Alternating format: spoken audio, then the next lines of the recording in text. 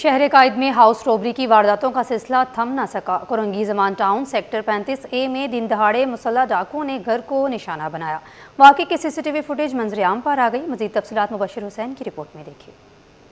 کورنگی زمان town sector 35A میں ڈکیتی کا افسوسناک واقعہ۔ اہل خانہ کو یرغمال بنا کر ڈکیت لوٹ مار کے بعد بآسانی فرار۔ متاثرہ خاندان کے مطابق ڈاکو اسلحے کے زور پر دوپہر 1:30 بجے کے قریب گھر میں داخل ہوئے۔ اہل خانہ کو ایک کمرے میں یرغمال بنا دیا گیا۔ ڈاکو طلائی زیورات اور مجموعی طور پر 1,82,00,000 روپے مالیت کا سامان لے کر فرار ہو گئے۔ واردات کی CCTV فوٹیج منظر عام پر آ گئی۔ متاثرہ فیملی کے فرد سفر حیات کا کہنا تھا، میں گھر پر موجود نہیں تھا، جبکہ گھر میں دیگر گھر والے موجود تھے۔ میں گھر میں موجود نہیں تھا، عموماً گھر پہ ہوتا ہوں، پر وہ رینکی کر کے آئے ہیں۔ ان کو پتا تھا کہ اس ٹائم گھر پہ مرد افراد کوئی بھی نہیں ہے، بچے سارے میرے سو رہے تھے۔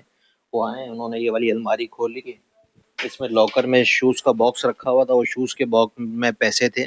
ان کو پتا تھا، شاید علم تھا، انہوں نے صرف اسی کو چمچ کے ذریعے کھولا ہے، اس کے اندر سے پیسے نکالے۔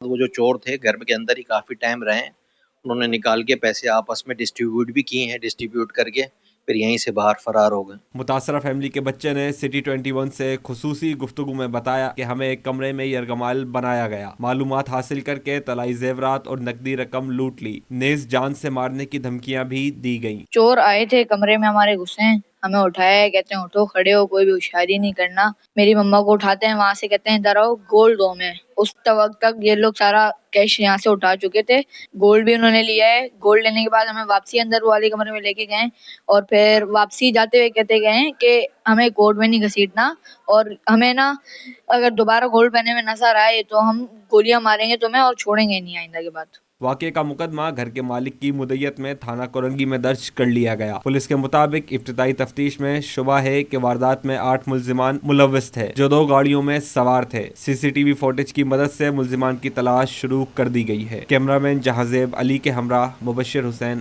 سٹی 20۔